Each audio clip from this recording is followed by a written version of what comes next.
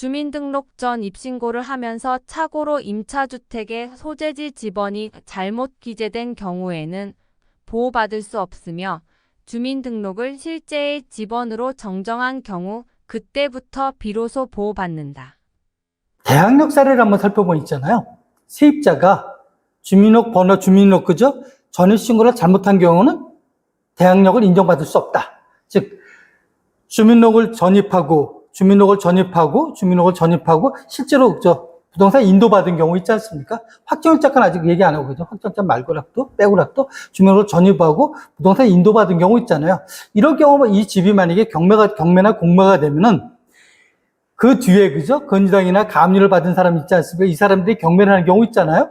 그랬어도 뭐예요? 이 사람은 대항력을 인정받아서 확정일자가 있는 경우는 이제 배당에 참가할 수가 있겠지만 확정일자가 없이 그냥 주민등록 전입만 돼 있고 실제로 부동산을 인도받은 경우 있잖아요. 점유하고 있는 경우. 이런 경우를 보면 전 소유자와 임대차 관계를 갖다 그대로 인수받은 걸로 해서 낙찰인 그 사람이 뭡니까? 전 소유자 보증금, 전세 보증금을 다 임대차 보증금을 다 반환해야 되지 않습니까? 그런데 이 세입자가 기본적으로 뭐예요? 먼저 들어와 사긴 맞았는데 전입신고 잘못한 경우죠. 이런 경우가 보면 간혹 나타나는 게 보면 지하 있지 않습니까? 지하가 뭐 B라는 그 표시가 됐는데 그냥 101호로 그냥 전입신고를 해버린 경우죠. 실제로는 B101호에 살면서 그 사이에 그 사이에 어떤 가압류가 들어온다든지 담보권이 설정됐다든지 했을 때 이 집이 경매나 공모가 됐을 때 과연 이 세입자는 그러면 대항력이 있는 건 아니죠. 새로 뭡니까? 그 주소를 갖다가 옳게 정정한 이유부터 보면 대항력이 인정되는 거거든요. 그래서 보면 좀 대항력이 인정되지 않는다는 거 하고요. 또 하나는 보면 이제 이런 경우죠. 일시적으로 이제 주택을 옮긴 경우 있죠. 주거를 옮긴 경우.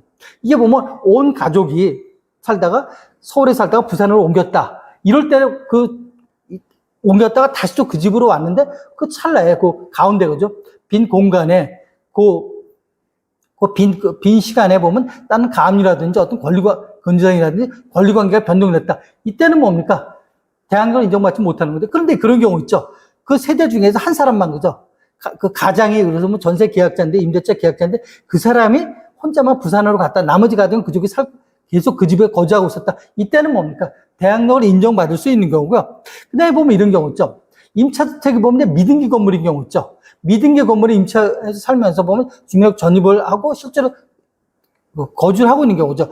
부동산 인도받아서 이럴 때는 보면 우리가 보면 대항력을 인정받는다는 거죠. 즉 대항력이라는 게 뭡니까?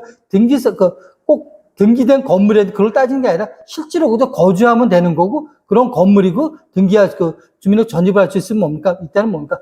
대항력을 인정받는다는 거고요. 또 하나 근데 받을 수 없는 게 우리 보면 이제 가압류된 경우 있죠. 자, 부동산 가압류는 토지부 갑구 을구 중에서 어디에 나타나죠? 가압류는요?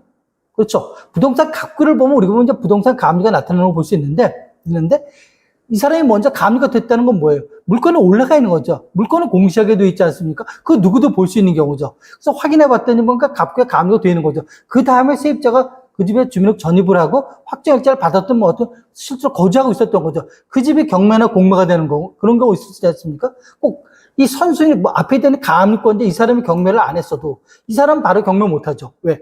가압류권자가 경매하기 위해서 뭡니까? 집행권이 필요하지 않습니까? 그래서 훗날 집행권을 받아서 경매하는 경우도 있지만 뒤에 가압류가 돼 있고 세입자가 있고 그 뒤에 보면 건장이나 가압류 또 들어올 수 있지 않습니까? 이 사람들이 보면 이제 경매를 집어넣을 수도 있잖아요. 그죠? 그랬어도 뭡니까? 그랬어도 앞에 있는 세입자 이 사람은 대항력을 받을 수 없죠. 보호가 안 되는 경우죠.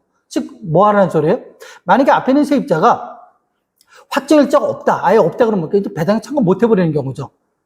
영원히 그냥 뭐만 나온다니까 인도명령이나 아니면 소송에서 6개월 산 사람이 잔금 납부 6개월 이내 신청하면 인도명령 나올 거고 발부서 나올 거고 신청하면 6개월이 지나면 명도 소송에서 뭡니까? 그러니까 시간 문제지 이건 뭐예요? 시간 문제 그걸 갖고 이 사람을 갖다가 그죠? 집을 그죠? 비워달라는 거 강제적으로 할 수가 있지 않습니까? 있죠, 그죠? 있는 거고. 근데 보면 또 하나는 뭔가 이 사람이 확정일자를 받아놨다. 확정일자를 받아놨다 그러면 어땠는 거죠? 확정일자를 받아놨다 그러면 순위배당 거죠. 가압류하고 세입자 있지 않습니까? 확정일자 같이 안분배당이라는 거 이게 배당의 문제인데 그래서 어느 정도 받아갈 수가 있는 경우죠. 하여간 뭡니까?